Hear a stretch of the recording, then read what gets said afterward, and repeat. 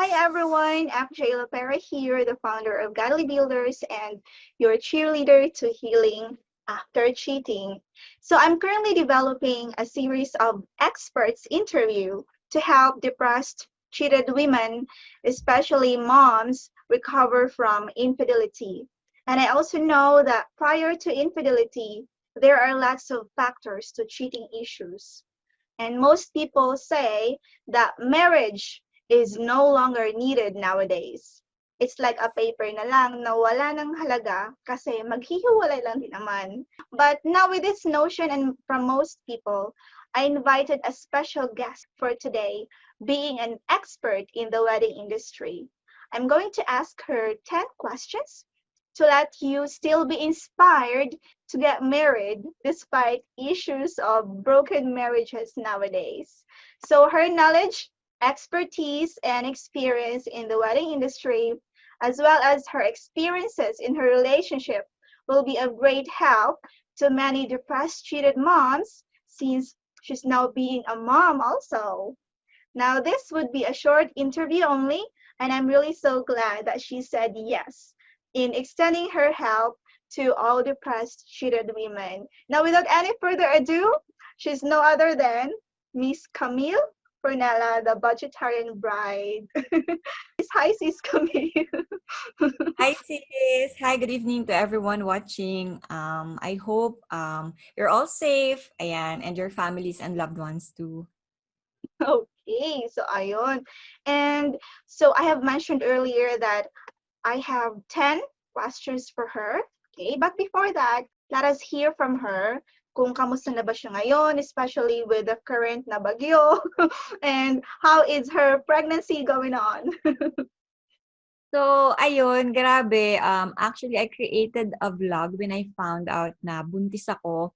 So, dun sa vlog, sabi ko, madali pa, wala akong pinaglilihian, wala akong nararamdaman. But after a week na i-publish ko yung vlog, dun ko na-experience yung naduduwal, nasusuka. And I was wondering bakit siya tinawag na morning sickness. Kasi for me, it's an all-day sickness. As in, maghapon, every time nakakain ako. So, ayun, yung mga naging moms na rin dyan, siguro nakaka-relate kayo. And actually, I was planning to, nung bago ako mabuntis, sabi ko, pag nabuntis ako, gagawa ako ng daily journal, magpipicture ako, magpo-post ako. But yung pregnancy hormones ko, wala. Nakahiga lang ako.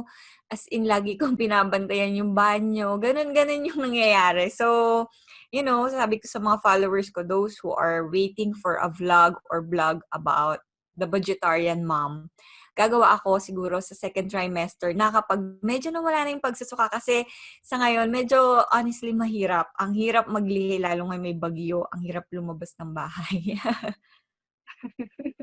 Oo, talaga. Totoo yan. Kasi me also, being a mom, talagang nahirapan din ako. Lalo na ng mga first trimester ko. So, Yes. yes, and yung nag-usap nga kami kanina, sabi niya, and also from her posts, na mangga yung nakakatulong sa kanya. And just like mine, when I had my first trimester, yun din talaga yung nakatulong sa akin. Hilig ako sa mga maasim. Ayun. So, now, we are going to proceed with our top 10 questions kasi alam ko na makakatulong talaga sa inyo. So, alam ko rin na Sis Camille really has important things to say being an expert in wedding industry. So, ayun. Let's start with the first question. Now, Okay. for those who are not aware of your advocacy, Sis Camille, why are you helping brides-to-be sa dream wedding nila? Okay, actually, nung nagpaplano ako ng wedding ko sa sarili ko, I was looking for guides online, sa Google, sa Pinterest. And I was so surprised na yung mga guides online, usually foreigner yung models. Sabi ko, paano ko makikita yung burgundy, yung dusty blue, kung bagay ba yan sa Pilipino? Baka mamaya expectations versus reality. Aside from that, there are also pages about wedding na ang pinapakita nila yung mga parang fairy tale-like wedding, kinasal sa snow, kinasal ng maganda yung church. So sabi ko, wala ba yung wedding na para sa mga kagaya ko lang? Wala ba yung wedding na para sa mga nagtatrabaho ng 5 to 6 days a week? Tapos, 1 to 2 days lang yung time para mag-plan. Tapos, medyo limited yung budget.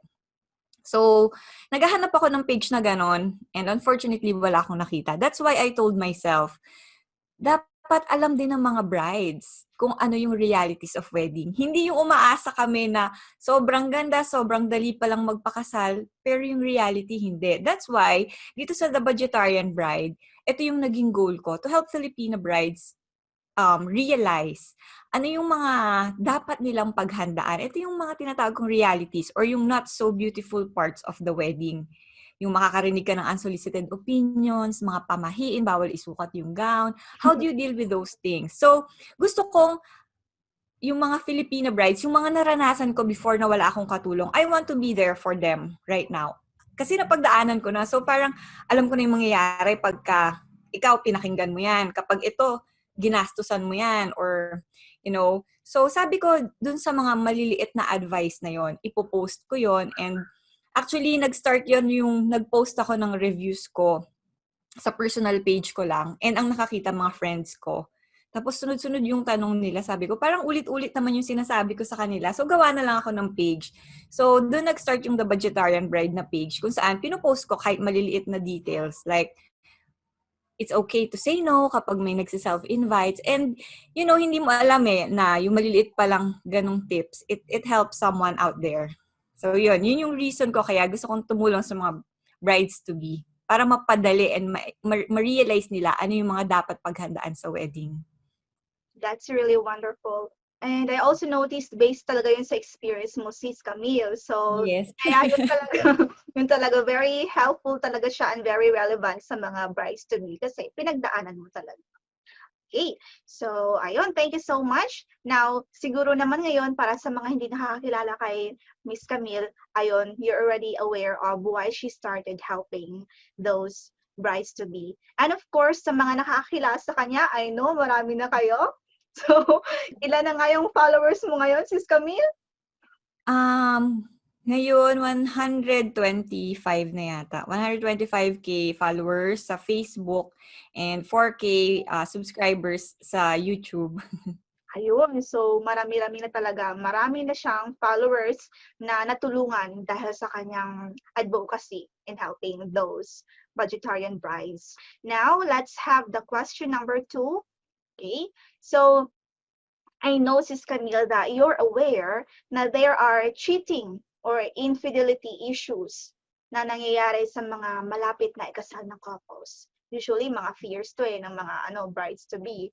So, what advice can you give to the depressed, cheated bride kung nagka-infidelity man ang groom-to-be niya?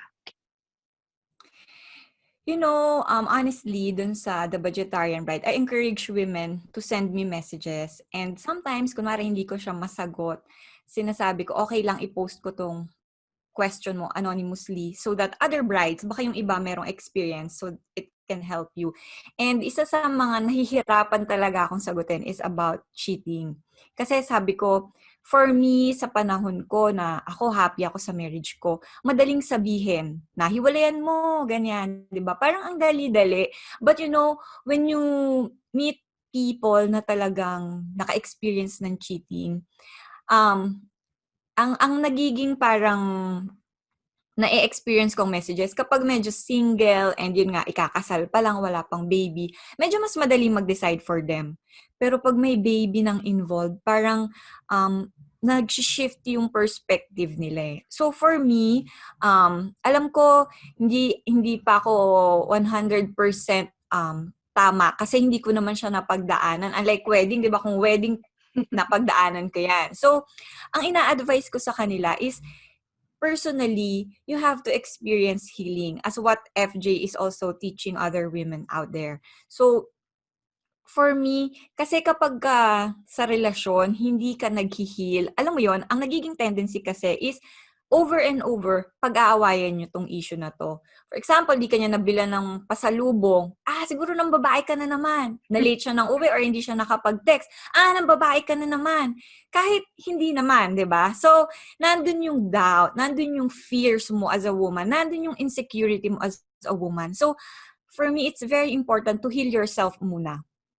lagi kong sinasabi, kasi pag tinatanong, dapat ba balikan ko siya? Dapat ko ba siyang bigyan ng second chance? Ang lagi kong tinatanong, pag siya ba binalikan mo, hindi mo i-open up yung pagkakaroon niya ng cheating incident. Kapag nag-away kayo about other things, for example, usapang pera or usapang quality time, date. Kasi kung ang sagot mo sa akin, baka nang bababae siya. Ibig sabihin, hindi ka pa fully healed. There's still a doubt in your heart. And then, yung dun naman sa mga women na may anak na, they are more forgiving. They are willing makipag-compromise. So for me, yun yung pinaka-importante, listen to FJ. It's about healing personally muna. Okay? Kasi mahirap i-heal or buuin yung pamilya kung ikaw sa sarili mo, broken ka eh. For me, it's okay to cry. It's okay to feel the insecurity. Tapos, unti-unti, i-build up mo muna yung sarili mo. Tapos, kapag ready ka na, that's the only time you enter again into the same relationship or into another relationship. Kasi, kung hindi ka pa ready, for me lang ha, my opinion, is lalo kang masasaktan in the process. And baka mamaya, pati siya, di ba, parang yung ibang tao kasi ang thinking, total, lagi mo naman akong pinagbibintangan ng babae, kaya ng babae ako. So, magpapatong-patong yung away ninyo and misunderstanding. Kasi kumbaga pag hindi ka pa healed, meron siyang wall na ganyan na kahit anong sabihin niya, hindi mo siya papakinggan. Kasi sa isip mo ng babae siya. So, you have to find a way how to heal that pain. Yun. So, for me, kailangan maging buo ka muna ulit before you enter into a relationship. That's right. And most especially kung isa kang bride at hindi ka fully healed and nagpakasal ka, of course, Yes. what do you think happen, di ba? No. And that's right. Healing is very much important. Yun nga, lagi kong sinasabi na you cannot really forgive unless you're totally healed. Parang hilaw yung forgiveness mo. Ayun. So that's really a wonderful advice bilang isang vegetarian bride. Ang ngayon magiging vegetarian mom na. Okay. Yes. So, now, I have this third question for you, Sis Camille. Sabi nga, bilang isang certified vegetarian bride and an expert in wedding industry, bakit nga ba importante ang kasal sa isang relasyon? Tinanong ko yan sa community namin. So, sabi ko, kayo ba, ano yung benefits na nararamdaman ninyo sa marriage ninyo ngayon as a wife or newlywed? And karamihan sa mga sagot nila, they feel very happy. They now have someone they can call na talagang asawa nila, 'di ba? And for me, nag-search din ako, sa batas natin. For example, sa mga insurance, yung mga beneficiaries, yung mga ganun kasi, magkakaroon ka lang talaga ng karapatan kapag mag-asawa kayo. 'Di ba? So, for example, sa ospital, na ospital siya, kung hindi ka asawa, hindi ka pwedeng pumasok sa kwarto niya. 'Di ba may mga ganun tayong scenario? So, isa yun sa mga karapatan mo bilang legal wife or legal husband. And of course, yung sa mga, for example, meron kayong mga money matters or nag-invest kayo sa condo, alam mo yun, kinikilala siya ng batas. Kinikilala siya ng church, of course. Sa church, isang magandang benefit noon kung bakit importante yung pagpapakasal is kapag nagkaroon kayo ng baby, it's a legitimate baby. And actually, medyo nakakalungkot kasi there are questions akong na-receive na meron palang mga church na hindi pumapayag binyagan yung baby pag hindi kasal yung parents. So, for me, yun yung isang importansya ng kasal. Kinikilala kayo anywhere in the world. I mean, kahit saang part. Sa legalities, sa church. And of course, yung feeling na alam mo na same kayo ng level of commitment. Unlike sa boyfriend and girlfriend, anytime pwede tayong maghiwalay. Pag ayoko na, nagising ako isang araw, hindi na kita mahal, pwede kitang palitan. Unlike yung commitment ng husband and wife. Diba? Sabi nga, mas mahal pa yung annulment kaysa sa kasal. Which is true. So, kung siya willing siyang magpumasok sa kasal, kumbaga, for me merong level of commitment na naramdaman niya para gawin niya yun for you. So, for me, yun yung importance ng marriage. Okay, yes. And actually, nakarelate ako dun sa sinabi mo ha, na kapag hindi kasal, para tatanggihan yung yung baptism ng baby. Kasi hindi rin ako kasal pa sa partner ko. Ayun. So, personally, I struggled in that part. Kaya nagsabi mo is really one of the advantages na rin ng pagpapakasal and bakit siya importante. Okay, so now I have this fourth question for you. Anong advice mo, sis, sa mga ayaw magpakasal? Kasi uso na ang live-in ngayon. And I also remembered earlier, may nag-chat din sa akin, ayun nga, depressed, cheated woman din siya, and may wife siya. So sabi niya, hindi pa daw sila kasal. Kung pwede daw ba siya sumali sa, sa group ko kasi nga hindi pa siya kasal. So she felt like para hindi siya belong kasi hindi pa siya kasal. Anong advice mo ngayon sa mga ayaw magpakasal kasi uso na ang live-in ngayon? Okay.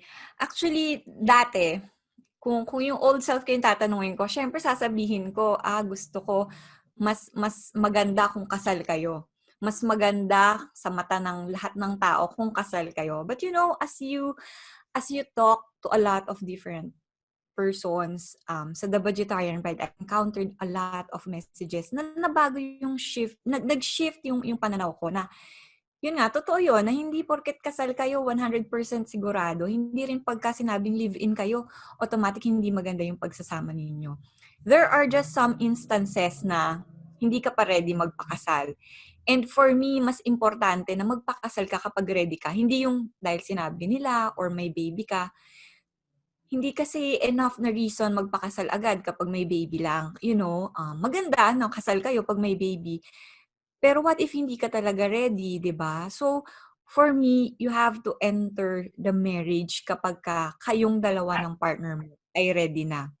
So actually, I wrote another book ang title nun ay Newlyweds to the Next Level. And that's where I discuss my experiences for the first year of marriage and based sa mga questions na natatanggap ko. And there was a part there na nilagay ko yung mga myths or yung mga maling paniniwala about marriage. 'Di ba? For example, sinasabi nila, magbabago yan pag kinasal na kami. I think you heard that too, 'di ba? Yes. So, I want to say na hindi. 'Di ba? Marry the person for who he or she is right now. Kung ngayon nakikita mo wala siyang trabaho, hindi yan magkakatrabaho just because ikinasal kayo. Kung ngayon nakikita mo na wala siyang direksyon sa buhay or umaasa pa siya sa magulang, hindi ibig sabihin na pag kinasal kayo, magbabago siya. So for me, siguraduhin mong makita mo muna sa kanya yung siya talaga mismo sa sarili niya is willing na siyang magpakasal before natin yun pasukin. Kasi it's hard to judge yung mga taong nagli-live-in.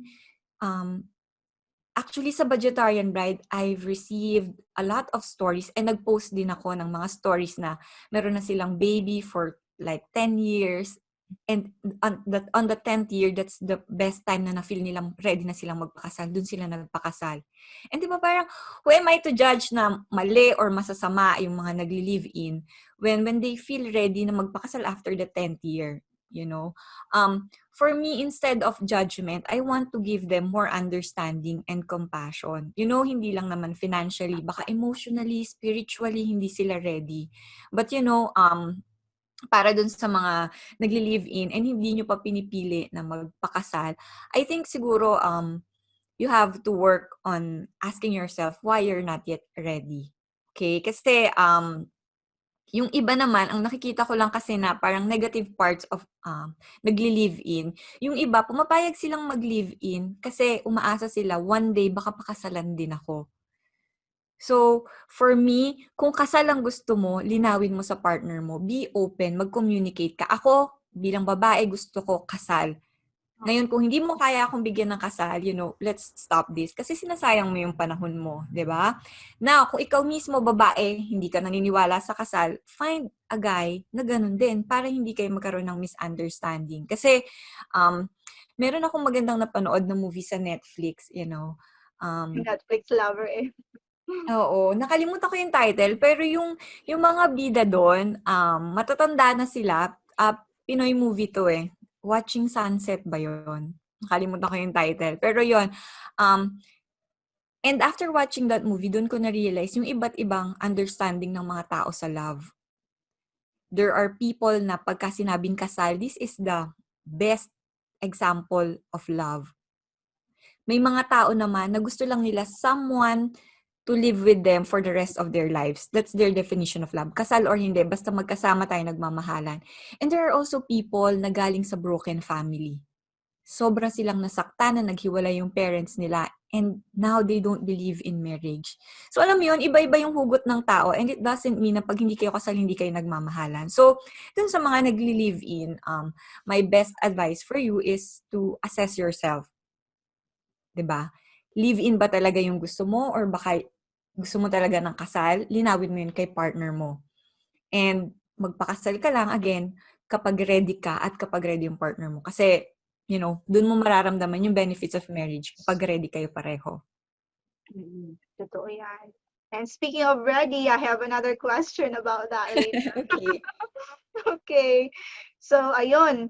Now, I guess we have touched this topic earlier din, but gusto ko lang linawin, ano ba sa tingin mo yung mga ultimate advantages and disadvantages of getting married?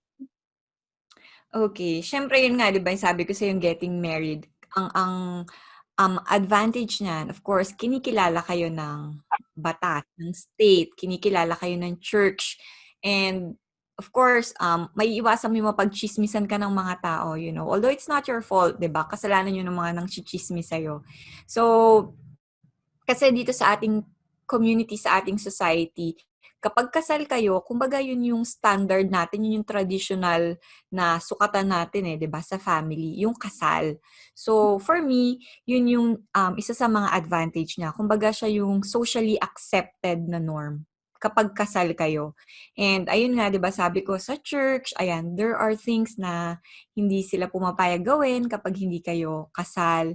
And I think merong nag-open ng topic na 'to kapag sa birth certificate magiging siyang illegitimate. Although kahit naging illegitimate na siya, kapag ikinasal na kayo, pwede mo siyang ipabago into legitimate. Pero kailangan mo ng marriage certificate. And then of course, kung kasal kayo, 'di ba? Ayun nga, ikaw yung magiging beneficiary niya.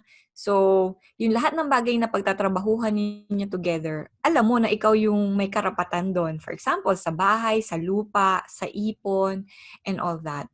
Siguro, yung ibang advantages is, for example, yung talagang harmonious na pagsasama. Again, ma-experience mo yun kung ikinasal kayo ng pareho kayong ready and ready ka talaga, ready yung partner mo. When I mean ready, for example, there are people na breadwinner and ang tingin nila sa family nila ay, kumbaga, parang pabigat or sila lang yung kumikilos. So, these people, sometimes, tinatakasan nila yung problema na yon. They think na kapag nagpakasal sila, this is the solution. Makakatakas na ako sa obligasyon sa family. Problema.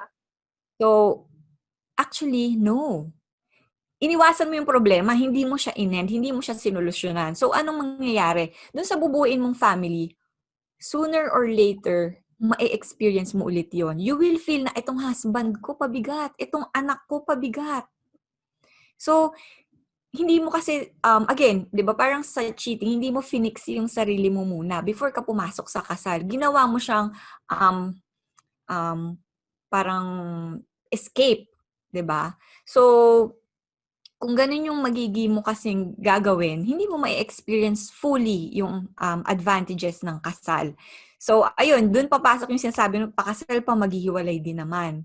Kasi, nagpakasal ka for the wrong reasons. Nagpakasal ka dahil may tinatakasan ka, which is not really yung design ng marriage, di ba? So, for me, ang disadvantage ng pagpapakasal, of course, hindi ka na basta-basta pwedeng makipaghiwalay. Again, wala pang divorce sa Pilipinas. So, annulment. I think ang annulment, nakakita ako ng lawyer sa TikTok, no? Parang sinasabi niya 300 to 500,000 pesos magpa-annul. So, ayan, di ba? Ngayon, kung papakasalan mo ako, ganyan na ngayon yung presyo para hiwalayan mo ko. Pero for me, hindi naman siya talaga disadvantage. For me, it's an advantage pa rin. Kasi, kumbaga, pag yung tao nag-propose siya sa'yo, alam mong ganun kamahal yung pagpapa-annulment, parang nasusukat mo, di ba, na nandun kayo sa same level of commitment na hindi tayo pwedeng basta magbago ng isip, isang araw ayaw ko na. So, for me, it's still an advantage. So, again, ma-experience mo lahat yung advantages na yan if you're ready and ready rin yung papakasalan mo. Pero sa tingin mo, may disadvantage ba ang pagpapakasal? So far, personally, wala pa naman. Siguro ano lang, yung nakikita kong concerns nung iba, for example, hindi rin sila okay sa naging in-laws. So, bukod kasi dun sa husband mo, pati yung family niya, you have to embrace it. You know, hindi ko sinasabing kailangan mo silang i-please or parang magiging sip-sip ka. Pero, you are going to treat them as your extended family. So, again, parang hindi naman siya disadvantage, no? Pero, depende sa family ni groom, ni husband. Diba? Kung okay yung family niya, wala ka talagang disadvantage. Pero kung hindi, kung sila mismo may family drama, kung sila mismo may issue sa pamilya, I think yun yung isa sa mga magiging malaking disadvantage. Totoo yan. And yun nga, if meron kang extended family na talagang sobrang mahal ka, you should really be thankful about it. Okay. Yes. So, eto na ngayon, medyo na-touch mo to kanina na topic. Most people would say na yun nga, para sa papel na lang daw ang pagpapakasal. Kasi nga maghihiwalay lang din. So at least kung hindi kasal, hindi na mahihirapan kapag hindi talaga sila meant to be. So what's your thoughts about this? Okay. Actually, kapag kaganyan, 'di ba parang yung relationship niyo, ito yung sinasabi natin, wala kayong label. So, sa mata ng state, sa mata ng church, you're not, hindi kayo mag-asawa. Okay? Which is, anytime talaga pwede kayong maghiwalay. So, kung ganun talaga yung gusto mo, totoo yun. Kapag live-in lang, hindi kayo required sa annulment, no? Pwede kayong maghiwalay anytime. Actually, meron pala akong gustong idagdag lang, no? Dun sa mga live-in, actually, it was fun na brought up to during our discussion dun sa legalities ng pagpapakasal. Mm-mm. Just in case na hindi alam nung iba, kapag pala 5 years na kayong nagsasama, hindi na kayo required kumuha ng marriage license. So, kapag binasa niyo yung Family Code of the Philippines, it was written there. So, ayun lang, just a quick trivia. Uy, So, pwede cool niyo alam ah. sa local civil registrar ninyo. So, as long as wala kayong legal or impending na annulment, kunwari, meron kayong unang kasal, di ba? As long as wala kayong unang asawa or wala kayong kahit na anumang legal na issues, pwede yon. So, ayun. Anyway, going back to the question, no? I think kung ikaw naniniwala ka, di ba, na madaling maghiwalay, I think pumasok ka sa relasyon with the intention of breaking up, Correct. 'di ba? So, kung sa una pa lang, pinasok mo yung relasyon, ganun na yung nasa isip mo, ganun talaga yung mangyayari. Kasi every actions that you do right now is with the thinking na, ay, maghiwalay din naman kami. 'Di ba? So, parang, for example, 'di ba, bibili kayo ng bahay or magre-renta. Sa isip mo, maghiwalay kayo, renta na lang tayo. Pero kung nasa isip mo, hindi, magtatagal kami, magpapakasal kami, bibili tayo ng bahay. Pag-iipunan natin, magtatrabaho tayo ng mabuti. So, those are the things na, sabi nga, kung ano yung ginagawa mong desisyon sa panahon ngayon can dictate what will happen in the next 5 years of your life or your relationship. So, kung ngayon, ang thinking mo, ang mindset mo, maghiwalay lang din naman kami, I think it will really happen. You Yeah. know? Kung tinatanggap mo ngayon pa lang, maghiwalay kami, manloloko 'to, mambababae. So, dun nga pumapasok yung sinasabi ni FG, you have to heal personally. Dun sa mga baggages mo, tanggalin mo yan to have a fresh start and start another chapter of your life. Okay, well said. And yes, I certainly agree, ano. It's like, sabi nga nila, di ba, you need to attract something that you want in your life. So when you have that mindset, Correct. parang ina-attract mo na rin talaga yung negativity na mangyayari sa buhay mo. Okay. So, ano yung ngayon yung best advice mo, Sis Camille, na Wala. mabibigay mo sa mga gustong magpakasal na may ka-live-in, pero yun nga sabi mo kanina 'di ba, hindi ready. May ka-live-in sila pero feeling nila hindi pa ready ang partner nila or sila mismo feeling nila hindi pa sila ready. So what's your advice for that? Actually meron akong ginawang vlog kasi ang dami nagtatanong sa akin yan. Miss Camille, paano ko malalaman kung ready na ba akong magpakasal? So, I created a vlog. Nakalagay doon is 12 questions you need to ask before getting married. Okay? Hindi ito yung mga question na what's your favorite color, what's your favorite food. Kasi hindi yan ang pag-uusapan nyo kapag kasal na kayo. You know? Dito, ito yung mga 12 questions like, may debt ka ba? May utang ka ba? These are the very uncomfortable questions na hindi na siya patwitams or pasweet or romantic, you know. It's more about the realities of life. Kasi sabi ko, sa pagpapakasal, kung meron kang 1% doubt, mas okay ang postponed wedding kaysa magpakasal ka sa wrong person at the wrong time pa. So, ang sample pa doon is, how do you feel with my family?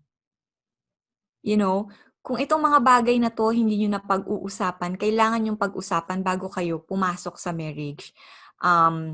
Meron pa doon question na about money. Kapag ikinasal tayo, sino yung magtatrabaho? Meron ba magiging housewife or magiging house husband? So those are the things na hindi na masyadong romantic. It's about the realities of marriage. Pag kinasal ba tayo, magkakaanak tayo. Kasi there are people na ayaw pala ng anak. And you found out na ayaw niya pala ng anak, kasal na kayo. So, paano kayo magko-compromise, di ba? So, before nyo pasukin yung marriage, itanong nyo na lahat. That's the best time to ask everything. Kasi, di ba parang unfair naman, nagpakasal tayo, may utang ka palang 3 million pesos. So, pag mag-asawa tayo, required na rin ako magbayad nun, di ba? So, bilang isang magpapakasal, karapatan mong itanong sa kanya yon. Okay? Alam ko, masyado kasing naro-romanticize sa TV, sa drama na, pera lang yan, mahal natin yung isa't isa. But in reality, no, you have to be very practical and logical pagdating sa bagay na yan. Kasi one day, baka yan yung pag-awayan ninyo. And it's heartbreaking na yun yung magiging cause. 'Di ba? Kasi hindi nyo pinag-usapan. There are also things like, there are people na magkarelasyon, magkaiba yung religion. 'Di ba? Isang malaking issue 'yon. So, for me, sa kasal, matatakbuhan niyo yung issue na yan. Pwede niyong iwasan. Sige, magpa-civil wedding tayo para walang usapan ng religion. Pero paano pag nagkaanak kayo? Anong religion yung kamumulatan niya? Saan siya bibinyagan? 'Di ba? So, those are the things you have to talk about. Hindi siya masyadong romantic, but those are the realities. So, ayun, I think FJ siguro pwede niyang i-link dito yung questions na yun para dun sa mga hindi pa sure, 'di ba? Kasi for me, dapat ang i-practice niyo before marriage ay open communication. Kung may mga bagay kayong natatakot sabihin sa partner ninyo, dapat wala. Kasi ipagkakatiwala mo nga sa kanya yung lifetime mo, 'di ba? Tapos hindi mo alam kung magkano yung sweldo niya, 'di ba? So those are hindi it doesn't sound sexy siguro sa inyo, sabihin mo hindi may tiwala kami sa isa't isa.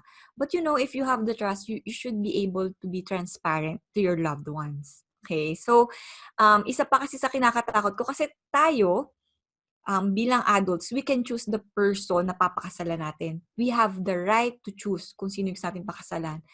Pero ang magiging kawawa kasi, yung baby. Yung baby, hindi siya nakakapili kung sino yung magiging magulang niya.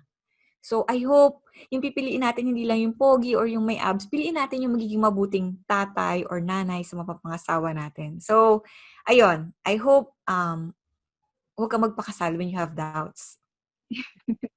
Totoo yan. Yun nga, kahit sa akin, sa case ko, maraming mga lumalapit na different issues, different problems. Kasi nga, gaya na nabanggit mo, Miss Camille, financial issues na pagsisimulan talaga yung pera. Normally ito ha, baka may mga makaka-watch na mga moms na career women, pero give up yung pagiging career woman para alagaan yung anak sa bahay. Ito talaga yung mga parang depression ng yung mga babae. Ayun. So before wedding, nagtatrabaho pa siya. But after nung kasalan sila, nagka-baby, she gave up her career. And ngayon nga, ngayong buntis and kakalabas na ng baby, nagka-issue yung husband niya, nagka-infidelity. So, ikaw na bilang asawa, give up mo na lahat para sa husband mo. And in the end, ganun yung treatment pa ang gagawin sa'yo. So, it was really a very heartbreaking scenario. Kaya nga, sabi ko lagi, communication is very important sa relationship. Pag-usapan na yung mga plans, para at least kung alam mo naman talaga na need mo ng career bago ka magpakasal, dapat clear yun bago magpakasal. Para at least wala kang frustration kapag niloko ka. Parang ganun. Okay? Correct. Actually, FJ, gusto ko idagdag yun, no? Ngayon kasi na magiging mommy na ako, parang na-realize ko, kailangan yung mapapangasawa mo pala, yung willing ka talagang pagsilbihan pag na-experience mo yung first trimester. You Totoo. know, from the boyfriend-girlfriend stage to wedding planning, parang mas lalo nagiging challenging yung relationship, you Yeah. know? Ngayon ko to sasabihin kasi ngayon ko talaga siya nararamdaman, you know? Sabi ko nga kay FJ, sobrang choosy ko ngayon sa ulam. Ayaw ko ng ulitan na ulam. So, yung husband ko, ang alam niya lang dating lutuin, hotdog, itlog, corned beef, yun na yung best. But now, natuto siya gumawa ng sinigang na hipon, ng ano yung mahirap, bangus sisig. Kasi ayoko ng ulitan. Sabi ko, pag natikman ko na yung piniritong bangus, hindi na yan pwede. So, mag-iisip ka ng ibang recipe. So, natuto siya gumawa ng meal plan. Kasi, para makakain ako para sa baby. So, you know, doon ko na-realize, paano kung nagpakasal ako sa pogi lang? Tapos, hindi marunong sa gawaing bahay. Paano kung nagpakasal ako sa hindi understanding? Totoo. Sabi ko, paano yun? Actually, sobrang may nasalihan akong groups for moms and isa yun sa nagiging problem nila na yung husband nila is not supportive. Meron doon, naaawa ako, 8 months na kailangan niya pang mag-work kasi hindi enough yung nabibigay ni husband. So, alam mo yun, sabi ko, I'm really lucky. I'm really blessed to have this kind of husband kasi not everyone is blessed to have one, you know. Kaya dun sa mga single girls, bago kayo magpakasal, I hope wag niyo i-consider yung basta gwapo or siya yung pinaka maganda yung abs or parang kung ano man, you know. Isipin niyo kapag nabuntis kayo, ganun, sino yung mag-aalaga sa inyo pag sumusuka-suka kayo, yung bibilhan ka ng mga damit, you know, kasi it's very challenging. Yun yung masasabi ko as a first-time mom and everything is new to me. Ayoko ng amoy ng ginisa. Tapos, kailangan after niya magluto, maliligo siya kasi nasusuka ako, kumapit yung amoy ng ginisa sa kanya. You know, kung hindi siya matyaga, sabi ko, baka nagbugbog na ako ng asawa ko kung hindi siya matyaga. So, you know, hindi enough yung boyfriend-girlfriend stage. Kasi pag boyfriend-girlfriend, di ba, ang pinag-aawayan lang yan, ba't di ka nag-reply, sininzone mo ko. Di ba, may ganon, di ba, na, ba't yung ibang tao kinokomentan mo yung post ko, hindi mo kinokomentan, di ba? So, dun mo ma-realize, ang babaw pala nung ganong away. You know? Pagdating sa wedding planning yan, medyo mag-uusap na kayo ng konti about pera kasi sino yung gagastos sa kasal. Then, pag kinasal na kayo, medyo lalalim ulit kasi bibili ba tayo ng bahay, ng kotse, yung anak natin, di ba? And ngayon, pag nabuntis ka, ayan, di ba? Kaya mo ba akong buhayin kahit hindi ako mag-work? Kasi gusto ko lang matulog. You know? So, Totoo. ayan, di ba? Kagaya sabi ni FJ yan, bilang na-experience niya yan, you Yes. know, choose And person na oh, talagang by the aalagaan. way, I just would like to add na rin, no? Based on experience ko and based sa mga para nag-email sa akin, tsaka nag-message sa FB page ko rin, most sa na mga na-observe ko, infidelity or cheating really happens kapag buntis or postpartum talaga. Kaya sa mga newlyweds dyan na siguro makakarinig rin ito na o makaka-watch ng videos, kaya yun talaga, need talaga na understanding yung husband mo and need talaga na, ayun, bago ka magpakasal, ma-set up mo na yung expectation na parang, mahal, han, ngayon pa lang, magbubuntis na ako, ganito yung pagdadaanan ko. Kasi pumapasok kasi yung cheating issues and misunderstanding. Kapag, ayun, feeling niya ang OA mo lang, hindi niya naiintindihan yung Yeah. pinagdadaanan ng isang buntis. Ganon, di ba yun? So, most especially kasi ako, partner ko, police. So, napakahirap kapag LDR or may mga, or MIU wife ka, MIU partner ka.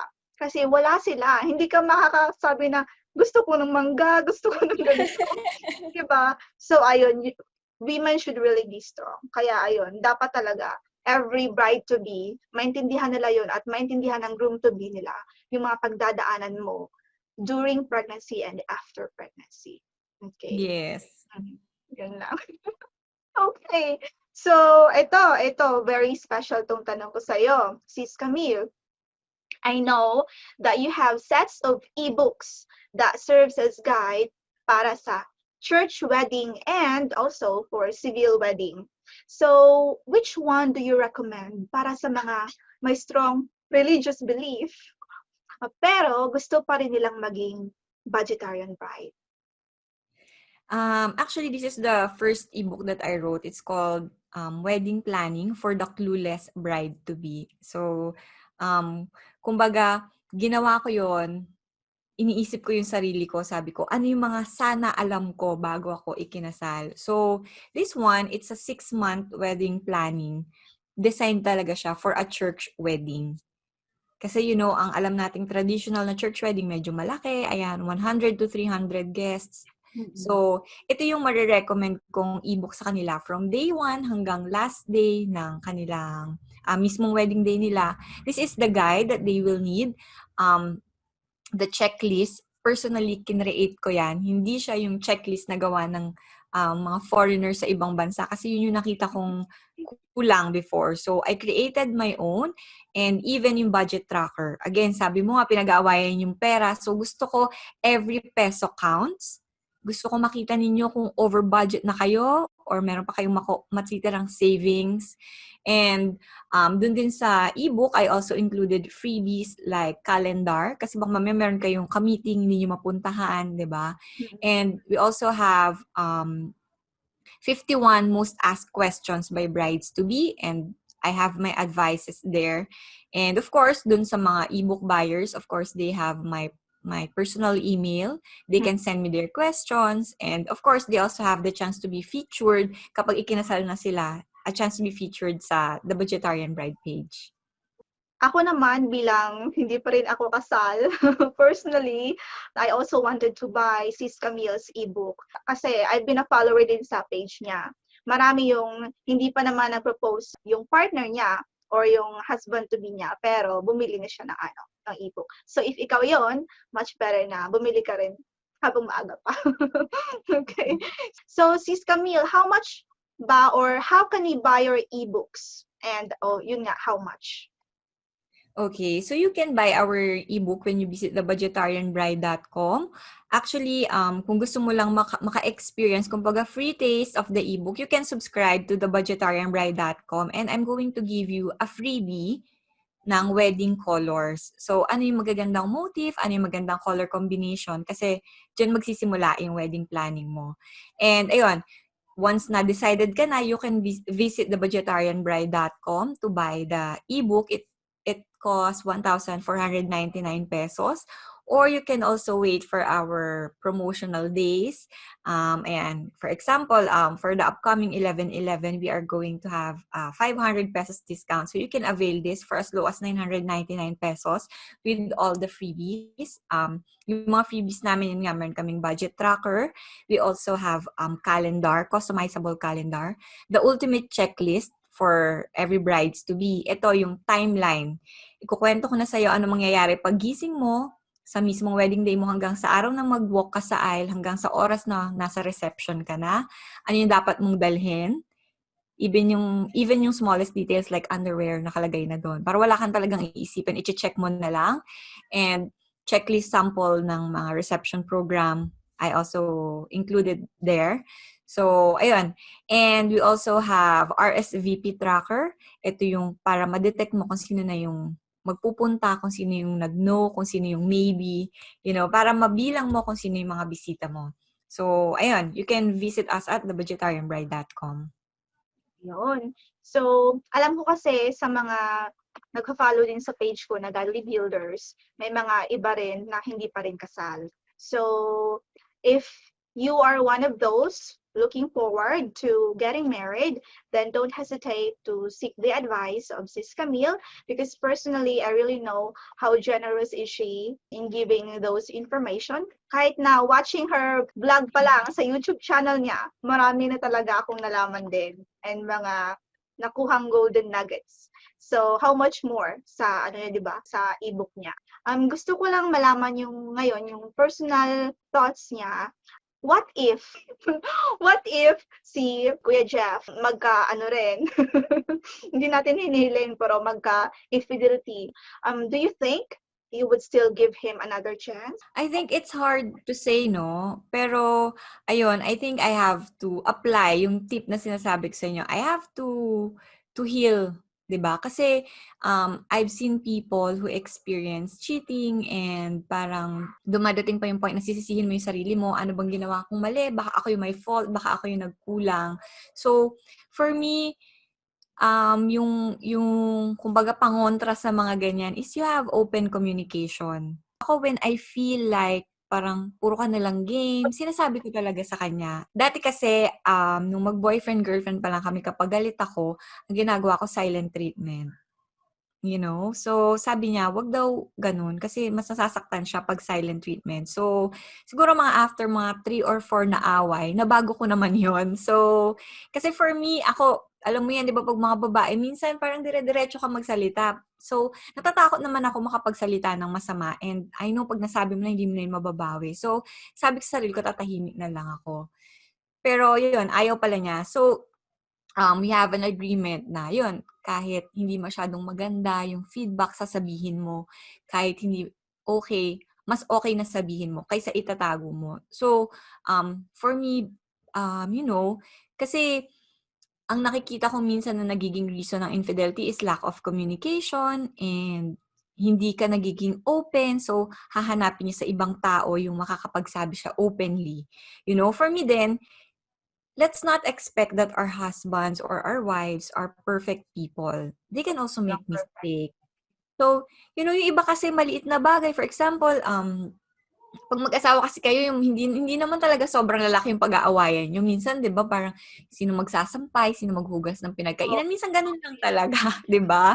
So, minsan, try to be more understanding. Kasi lagi ko nga sinasabi, ang goal natin pagka mag-asawa na tayo or mag-partner kayo is not to have a winner and a loser. You need to find a common ground kung saan kayo magkakaintindihan. So, for me, wag nating hayaan na umabot pa sa point na kailangan niyang humanap ng iba before natin i-fix yon. So, as early as now, kumbaga i-embrace natin sa sarili natin, hindi tayo perfect, yung partner natin, yung asawa natin, hindi rin yan perfect. So, kung may nagawa siyang maliit na pagkakamali ngayon, try to forgive as fast as possible. Kasi, you know, when you support your husband, parang, ba't ka pang maghahanap ng iba if you're supporting them, if you make them feel loved, if you nurture them, di ba? And, ayun, of course, you pray for your relationship, you know, put God in the center of your relationship. And, ayun. So, ayun lang. For me, di ba, parang if you're very open, sinasabi mo sa kanya yung nararamdaman mo, ganun din siya sa'yo, yun siguro yung way para mas madali ka ring mag-heal. And, you know, syempre, again, isa sa mga tip, kung bago kayo magpakasal, kung alam mo nang nanloloko siya or meron na siyang cheating behaviors, um, you should consider that as a red flag. So, you know, nung pumasok ako doon sa relationship, kailangan syempre alam mo yung past, 'di ba? Ba't kayo naghiwalay, ganyan, sino yung mga ex mo. So, mga ganon. So, I have to know, we have to be honest, we have to be transparent. And I think, pinaka-importante aside from love is yung trust, you know. Hindi dahil napanood natin sa World of the Married Couple na may mga kabit-kabit, World matatakot of ka the na rin. 'Di ba? Sa showbiz, Yes. nakita mo may kabit-kabit, matatakot ka na. So, you know, mas magtiwala ka dun sa partner mo kaysa sa napapanood mo sa TV. So, ayun lang. For me, mas pipiliin mo siguro magkaroon ng benefit of the doubt bago yung talaga mag-full blast na galit ka. But you know, I hope, everyone, every women na nagpa-follow kay FJ because of the cheating issues. I hope you experience healing soon, and yung journey to your healing should be something na talagang ipagdadasal mo, kasi I know how damaging, how it can bring up the insecurities in yourself, no? Pero I think importante talaga na mapatawad mo rin yung sarili mo, wag mo sisihin yung sarili mo na parang ang pangit ko ba, ganyan. Hindi sa'yo yung mali, you know. You just loved a person, and maybe try to look at the things like communication. Kung kaya pa natin i-improve yung communication sa panahon ngayon, let's work on that. Totoo. And just like what you mentioned din naman, di ba? Kapag may small issues, i-settle agad. Pag-usapan Yeah. agad. Kasi based din sa naging experience ko, ganun eh. Yung tatahimik lang talaga ako. And then, Yeah. yung pala yung mga small issues mo, mag-compile siya and then it will be a Magpapatid. mountain. And then when there's a sudden issue na super talaga parang affected ka nun, lahat ng mga past issues ko Lalabas, di ba? lalabas pa. And it will be a volcano na. So, ayun. Totoo yan. And yun nga. So, I think this is it. And I really appreciate, Sis Camille, your time with me as an expert in wedding industry. I really learned a lot also. And I'm sure I will continue to follow your vlogs and also your posts. Kasi nga, most especially, I'm not yet married din naman. Ayun. Yeah. So, thank you so much again, Sis Camille. And thank you so much din sa mga nanonood ng video na ito. Always, again, bago magpakasal, ayun na nga, sabi nga ni Sis Camille kanina, be ready, you should be ready, and your partner also, and you should have the same goals. Also, ayun na nga, dapat i-ready mo yung sarili mo sa bubuntis, and also you should be ready for that and after pregnancy na rin para walang issues. Ayun. So this is it, and again, I'm FJ Lapera and the founder of Godly Builders, your cheerleader to healing after cheating. God bless you, everyone. Bye.